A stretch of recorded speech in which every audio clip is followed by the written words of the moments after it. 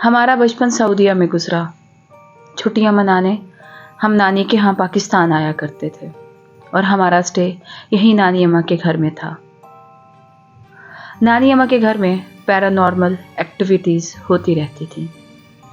ہم نے خود بہت بار شیڈوز کو وٹنس کیا، لیکن ہماری امی جان ہمیشہ ہی ان باتوں کو ٹال دیا کرتی تھی۔ ہمارا بچپن تھا، لہٰذا جنات یا سپر نیچرل کچھ سمجھ نہیں آتا تھا۔ یہ ضرور یاد ہے کہ نانی کے گھر میں ایک کمرہ ایسا بھی تھا جہاں شام ہوتے ہی دیا جلایا جاتا تھا اور وہاں جانے سے ہمیں منع کیا جاتا تھا۔ اس بار ہم پاکستان گرمیوں میں آئے اور بہت شوق سے صحن میں سوئے۔ شام ہوتے ہی صحن میں پانی لگا کر چرپائیاں ڈال دی جاتی تھی اور برآمدے میں پنکھا لگا کر سب ایک ساتھ بیٹھتے تھے۔ خالہ، ماموں اور کزن لوڈو کھیلتے تھے اور ہم بہن بھائی یہ سب دیکھ کر خوب انجوائے کیا کرتے تھے۔ اس رات ہم امی سے ضد کر کے بہت شوق سے صحن میں چرپائیوں پر خالہ اور ماموں کی بیٹیوں کے ساتھ سوئے۔ چھوٹے صحن میں ماموں لوگ سب اکٹھے تھے۔ امی اپنے روم میں سو رہی تھیں، روم کا دروازہ کھلا چھوڑ کر۔ رات کے آخری پہر امی کی آنکھ ایک آہٹ سے کھلی تو کیا دیکھتی ہیں کہ میری چھوٹی بہن اٹھ کر چرپائی کے پاس کھڑی ہے۔ امی آنکھیں ملتی ہوئی اٹھ کے بیٹھ گئی۔ وہ 2 قدم چلی اور پھر رک گئی۔ امی یہ سب دیکھ رہی تھی۔ امی نے آواز لگائی کہ رکو، کہاں جا رہی ہو؟ امی کو یہ خیال آیا کہ اس نے شاید واش روم جانا ہے، لیکن نیند اور اندھیرے کی وجہ سے اس کو سمجھ نہیں آ رہا۔ روم سے اٹھی اور روم کے ابھی دروازے تک پہنچی ہی تھی کہ وہ پھر برآمدے کی طرف چل پڑی۔ امی نے ایک بار پھر آواز دی کہ رکو، میں آ رہی ہوں، اور وہ پنکھے کے پاس جا کے رک گئی۔ امی جیسے ہی روم سے باہر آئی اور بہن کو دیکھ کر غصہ آ رہا تھا کہ اس نے بال کیوں اور کب کھولے۔ ہماری امی جان کی ہمیشہ سے ایک عادت تھی کہ وہ ہمیں رات کو سونے سے پہلے فیس واش کروا کر، برش کروا کر اور بالوں کی اچھے سے چوٹی بنا کر بستر پہ سلاتی تھی۔ امی جب اس کی طرف بڑھی تو چاند کی روشنی میں جب امی کی نظر اس پر پڑی تو وہ انیکا میری بہن نہیں تھی، وہ تو کچھ اور ہی تھا۔ اس کے لمبے کالے بال منہ پر سے ہوتے ہوئے گھٹنوں تک تھے۔ اس کا چہرہ نظر نہیں آ رہا تھا۔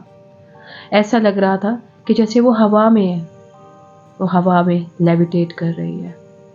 عجیب بالوں میں لپٹی ہوئی کالی سی کوئی چیز جو کہ بس ہوا میں رکی ہوئی تھی۔ امی نے خوف سے چیخنا شروع کر دیا۔ سب اٹھ گئے۔ ہم بچے، خالہ، سب ڈر گئے اور چیخنا شروع کر دیا۔ امی نے انگلی کے اشارے سے بولا کہ دیکھو وہ وہاں کیا ہے، وہ دیکھو، وہ پنکھے کے پاس جا کے رک گئی ہے۔ امی رو رہی تھی اور چیخ رہی تھی کہ وہ میری طرف دیکھ رہی ہے، وہ مجھے مار ڈالے گی۔ وہ کیا ہے؟ اتنی دیر میں ماموں لوگ سب بھاگ کر آئے اور پنکھے کے پاس سے ہوتے ہوئے برآمدے میں لگے سوئچ بورڈ پر سے ساری لائٹس آن کر دی۔ لائٹس آن ہوتے ہی امی اور زیادہ ڈر گئیں۔ اب امی اس کو اچھے سے دیکھ سکتی تھی۔ امی نے چیخنا شروع کیا اور ماموں کو بولا کہ وہاں سے ہٹ جاؤ، وہ بالکل تمہارے ساتھ کھڑی ہے، جبکہ وہ کسی کو نظر نہیں آ رہی تھی۔ ہم میں سے کوئی کچھ نہیں دیکھ پا رہا تھا اور امی سب دیکھ پا رہی تھی۔ میری ماں بہت زیادہ ڈر گئی۔ ہم نے امی کی یہ حالت پہلے کبھی بھی نہیں دیکھی تھی۔ ماموں کیونکہ یہ سب حالات جانتے تھے کہ یہاں پہ ایسے واقعات ہوتے ہیں، لیکن اس طرح سے ظاہر ہو جانا، اس کا اندازہ ماموں کو نہیں تھا۔ ماموں نے امی کو تسلی دیتے ہوئے کہا کہ کہاں ہے، مجھے بتاؤ۔ امی نے روتے ہوئے بتایا کہ وہ بالکل تمہارے پاس کھڑی ہے اور وہ ہل بھی نہیں رہی ہے۔ ماموں نے ہوا میں ہاتھ ادھر ادھر مارنے شروع کر دیے کہ جو بھی ہو ہٹ جاؤ یہاں سے، چلی جاؤ یہاں سے۔ اور یہی پتا چلا کہ وہ آہستہ آہستہ ماموں کے پاس سے ہوتے ہوئے کمرے میں جاتے ہی غائب ہو گئی۔ امی خوف کی وجہ سے بالکل پیلی پڑ گئی تھیں اور فرش پر گر کر بے ہوش ہو گئی۔